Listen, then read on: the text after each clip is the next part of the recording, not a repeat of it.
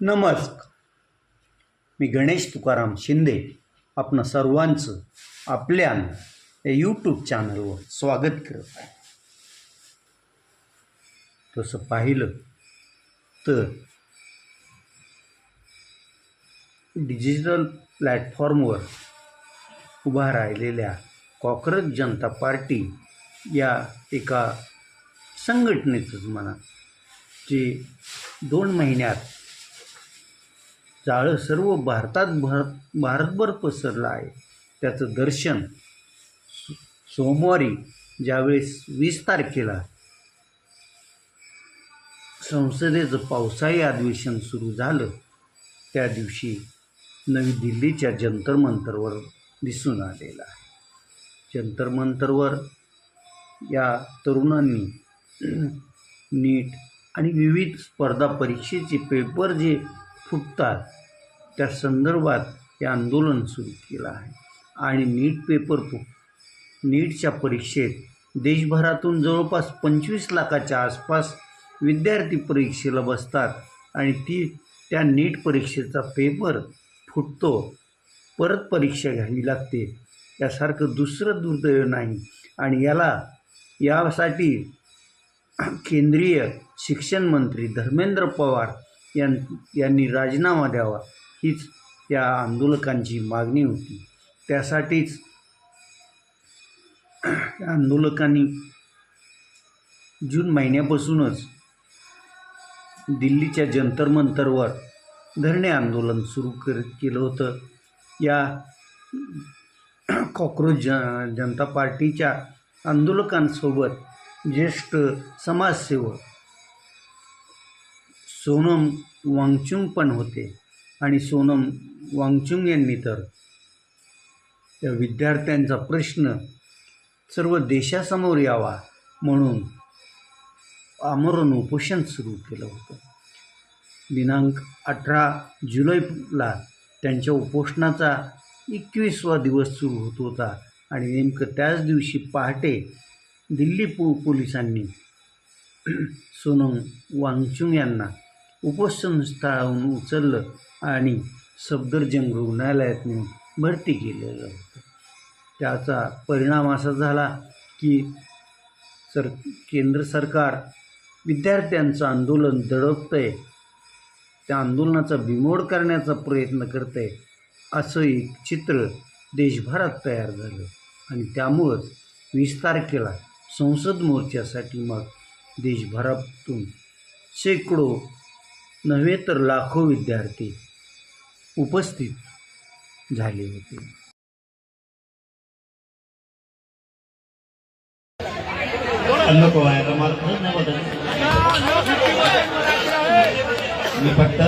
मी फक्त शेवटचं वाक्यात सांगतो, असंच आंतरवालीला सुद्धा गोरगरिबांच्या लेकरासाठी आंदोलन होतं. त्या ठिकाणी सुद्धा माय मावल्यांना, मुलींना, वृद्ध माणसांवरती सुद्धा प्राणघातक हल्ला केला होता. या सरकारनं आमच्यावरतीही गोळ्या घातल्या होत्या. फक्त माझी सगळ्या विद्यार्थ्यांना एक विनंती राहील, तुम्ही ही जागा सोडून, आम्ही सगळा देश तुमच्या मागे आहे, तुम्ही तिकडं गेलात नाही, हे आंदोलन मोडून टाकते. शांततेच्या आंदोलनात एवढी ताकद आहे की आम्ही सिद्ध करून दाखवलंय. आम्ही सुद्धा तुमच्या सोबत आहे. ही जागा फक्त सोडू नका. सरकारला आपण निवडून दिलेलं आहे. आपण आपल्या मायबापांना यांना मतदान केलंय, आपल्या गावकऱ्यांनी यांना मतदान केलंय, आपल्या जिल्ह्यानं तालुक्यानं यांना मतदान केलंय. परंतु हेच आज आपल्या विद्यार्थ्यांवरती, लेकरा बाळावरती उलटले. यांना उलट करायची ताकद या विद्यार्थ्यात आणि या राज्यातल्या गोरगरीब जनतेत आहे, हे यांच्या लक्षात नाहीये.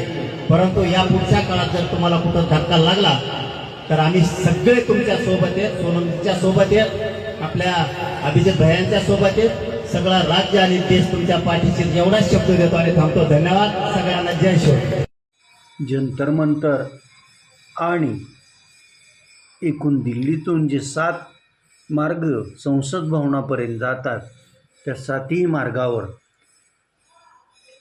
सोमवारी अशी काही गर्दी होती की दिल्ली पोलीस पण ती सर्व गर्दी पाहून अवाकच झालेले होते. आणि मग त्यातूनच आंदोलक पोलिसात मृत्युमुरी झाली. पोलिसांनी लाठीमार पण केला, अश्रुधूर सोडला. त्याचबरोबर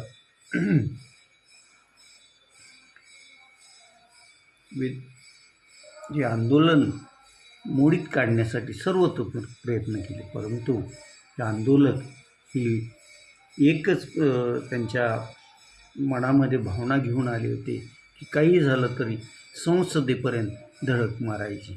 आणि ह्या युवकांच्या थव्यांनी सर्व बाजूंनी अगदी 60 मीटर अंतर संसदेच्या त्या इमारतीचं राहिलेलं असेपर्यंत त्यांनी धडक मारलेली होती. आणि मग त्या दिवशी दिल्ली पोलिसांना वाटत होतं की आता आंदोलक परत माघारी फिरतील, आणि पण तसं झालं नाही. त्या रात्री परत कॉक्रोच जनता पक्षाचे अभिजित दिपके आणि त्यांचे समर्थक जंतर मंतरवर येऊन बसले आणि आमचं आंदोलन सुरू होईल मग असाच त्यांनी निर्णय घेतला.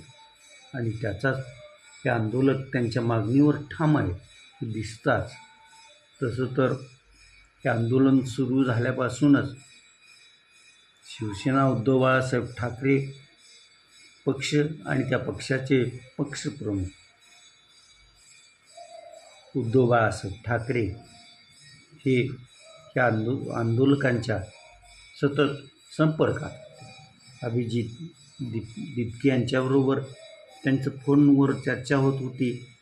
सोनम वांगचुक यांच्याबरोबर पण फोनवर चर्चा होत होती. आणि ज्यावेळेस पुणे येथे कॉक्रोच जनता पार्टीनं एक आंदोलन केलं होतं, त्या दिवशी संध्याकाळी सोनम वांगचुक हे उद्धव बाळासाहेब ठाकरे यांना भेटण्यासाठी त्यांच्या मातोश्री बंगल्यावर गेले. त्यामुळं शिवसेना उद्धव बाळासाहेब ठाकरे आणि त्यांच्या नेत्यांचं आंदोलनाला पाठिंबाच होता. काल मग राष्ट्रवादी शरद पवार पक्ष, त्या पक्षाचे सर्वेसर्वा वयोवृद्ध ज्येष्ठ नेते शरद पवार, त्यांच्या कन्या सुप्रिया सुळे आणि सर्व खासदार पण जंतर मंतरवर आलेले होते. त्याचबरोबर अनेक सेलिब्रिटीज पण आल्या होत्या. आज जे मराठ्यांसाठी महाराष्ट्रात सतत आंदोलन करतात ते मराठा संघर्ष योद्धा मनोज जरांगे पाटीलही सकाळी 9ला त्या छत्रपती संभाजीनगरहून विमानात बसले आणि 11च्या दरम्यान ते जंतर मंतरवर पण पोचले होते. आणि जंतर मंतरवर जाऊन त्यांनी अभिजित दिपके यांची भेट घेतली आणि आंदोलकांना त्यांनी संबोधित पण केलं होतं. एकूण सर्वांनीच या आंदोलनाला पाठिंबा दिला आहे. काल या आंदोलनाचा वेगळ्या अर्थानं काँग्रेसनं फायदा घ्यायचा प्रयत्न केला. काँग्रेसचे नेते, लोकसभेतील विरोधी पक्षनेते राहुल गांधी यांनी परवा लाठीमारात जखमी झालेल्या विद्यार्थ्यांची, राम मनोहर लोहिया आणि इतर रुग्णालयात जाऊन त्या विद्यार्थ्यांची भेट घेतली, त्यांच्या पालकांशी चर्चा केली आणि गनिमी कावा करत दुपारी 4च्या दरम्यान राहुल गांधी आणि त्यांच्यासोबत असलेले विरोधी खासदार पंतप्रधान नरेंद्र मोदी यांच्या निवासस्थानासमोरच त्यांनी ठिय्या मांडला होता. जवळपास 2 तास हे राहुल गांधी आणि त्यांच्यासोबत असलेले लोक तिथंच बसून होते. शेवटी पोलिसांनी त्यांना ताब्यात घेतलं आणि वेगवेगळ्या पोलीस स्टेशनमध्ये त्यांना नेलं. आणि पोलीस स्टेशनला नेल्यानंतर तब्बल 2.5 तासानंच त्या सर्वांची सुटकाही करण्यात आली होती. यावरून काही भाजपच्या नेत्यांना वाटलं की हे कॉक्रोच जनता पक्षाचं आंदोलन काँग्रेस पक्ष हायजॅक करते की काय, असंच चित्र निर्माण झालं होतं.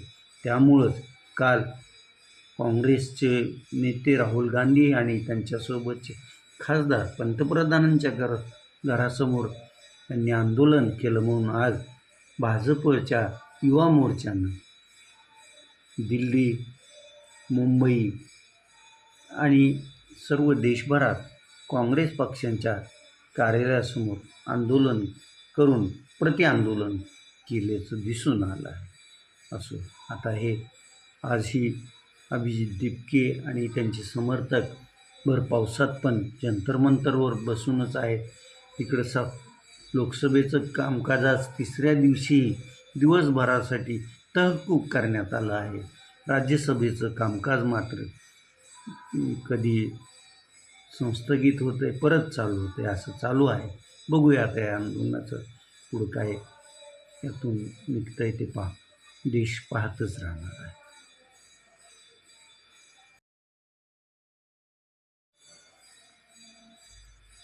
येरमाळा येथील ज्ञानप्रसारक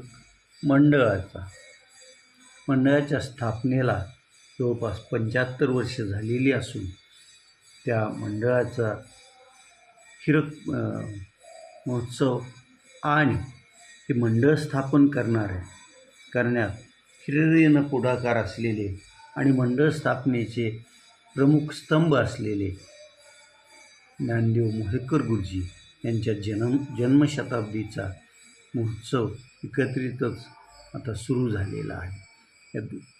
या दोन्ही ह्याच्या म्हणजे गुरुजींच्या शताब्दी जन्मोत्सव आणि ज्ञानप्रसारक मंडळाच्या हिरक महोत्सवाचं औचित्य साधून ज्ञानप्रसारक मंडळानं अखंड अन्नदात सेवावृत्ती पुरस्कार कळंब येथील बंडोपंत दशरथ यांना देण्याचं जाहीर केलं होतं आणि तो पुरस्कार 21 जुलैला ज्ञानप्रसारक कळंब येथील शिक्षण महर्षी ज्ञानदेव मोहेकर महाविद्यालयातल्या कैलासवासी पंढरीनाथ बारकुल सभागृहात प्रदान करण्यात आला. या कार्यक्रमाला संस्थेचे सचिव माजी प्राचार्य डॉक्टर अशोक मोहेकर, शिक्षण महर्षी ज्ञानदेव मोहेकर महाविद्यालयाचे प्राचार्य डॉक्टर हेमंत भगवान, संस्थेचे संचालक आणि जिल्हा मध्यवर्ती सहकारी बँकेचे संचालक प्राध्यापक संजय कांबळे,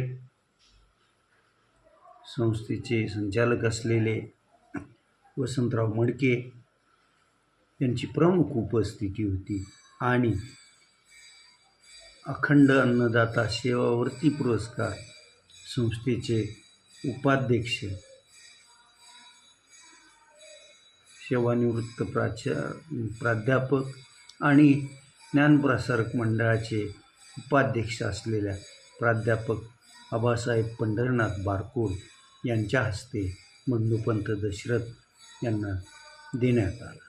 या कार्यक्रमाला महाविद्यालयाचा सर्व स्टाफ, विद्यार्थी आणि कळंबवासीय पण मोठ्या संख्येने उपस्थित होते.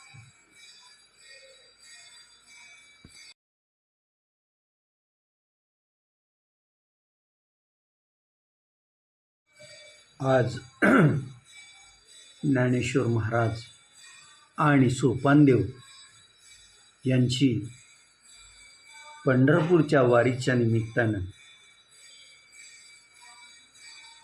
बंधुभेट कार्यक्रम मंडी शेगाव येथे पार पडला. या कार्यक्रमाला सर्व वारकऱ्यांनी, तिथे जमलेल्या भाविकांनी याची डोळा तो कार्यक्रम पाहिला आणि सर्वांच्या मुखातून हरिनाम म्हणा, हरीची तुलना कोण करी असाच जयघोष होत होता. इकडून बोरगावकडून वाखारीकडं निघालेल्या संत तुकाराम महाराजांच्या पालखीचा धावाही आज पालखीतल्या वारकऱ्यांनी धावाही केला. पालखी पुढं आता जात आहे. तिचा मुक्काम पिराची कुरोली येथे असणार आहे आणि उद्या त्या सर्व ज्या मानाच्या धाई पालख्या आहेत त्यांचं एकत्रित मिलन वाखारी येथील पालखी तळावर होईल आणि तिथं उभाण्या गोल रिंगण पार पडेल आणि त्यानंतर सर्व पालख्या पंढरपुरात संध्याकाळपर्यंत दाखल होतील असंच दिसतं. रामकृष्ण हरी माऊली. आता आपण इथंच थांबूयात. तुम्ही आपल्या यूट्यूब चॅनल सबस्क्राईब करा, लाईक करा आणि कमेंट्स पण. धन्यवाद.